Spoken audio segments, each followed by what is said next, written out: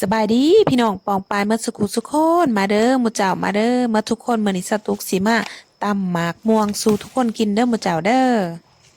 ก่อนอื่นเมิดสาวตุกก็สิไปเก็บผักนางเลิศอยู่ในสวนหมู่เจ้าช่วงนี้ผักนางเลิศงา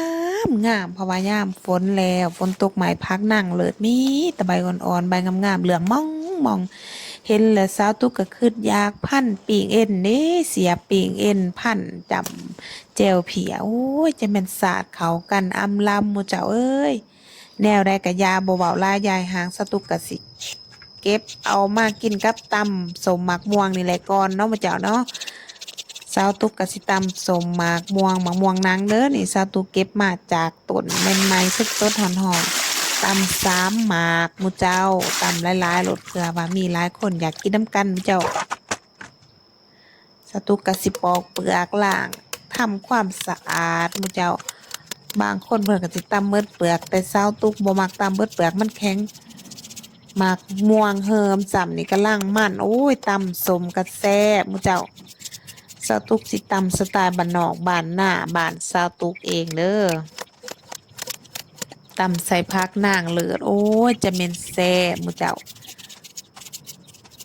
ผู้ใดอยากกินสูตรซาวตุกนี่ก็ลองเอาไปตำเบิงเด้อมันแซ่บหมู่เจ้าฟักโคโลเคเลเด้อหมู่เจ้าเด้อสำหรับสไตล์ของสาวตุกบ่ต้องฟักละเอียดละออฟักแหลมๆตำมันก็